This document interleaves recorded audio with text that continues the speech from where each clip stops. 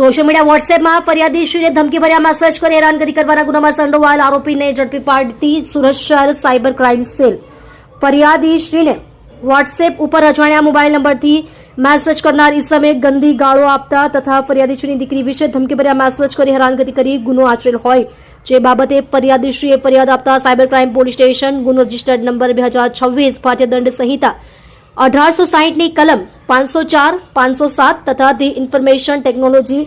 Amendment act 2008 ની કલમ 66C મુજબનો ગુનો દાખલ કરવામાં આવેલ. ઉપરોક્ત ગુનો શોધી કાઢવા સારું મહેરબાન પોલીસ કમિશનર શ્રી અનુપમસિંહ ગહેલોત તથા સંયુક્ત પોલીસ કમિશનર શ્રી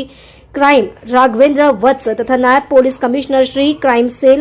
બિશાખા જૈન નાઓએ આપેલ સૂચના મુજબ મદદનીશ police commissioner Shri cyber crime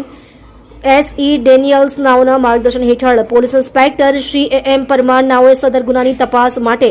જરૂરી પોલીસ માણસોની ટીમો બનાવી આ ગુનામાં સંડોવાયેલ આરોપીને શોધી કાઢવા સારું જરૂરી ટેકનિકલ વર્કઆઉટ કરી ઉપરોક્ત ગુનામાં સંડોવાયેલ નીચે જણાવેલ આરોપીઓને શોધી કાઢી કાયદેસરની કાર્યવાહી કરવામાં આવેલ છે.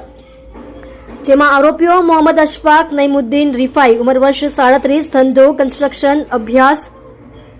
ધોરણ 12 સુધી રહે રીફાઈ બડીગાદી હોડી બંગલો 7/1486 વરિયાળી બજાર સુરત શહેર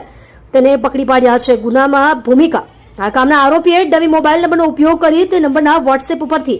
ફરિયાદી ધમકી ભર્યા મેસેજ કરી હેરાનગતિ કરેલ છે.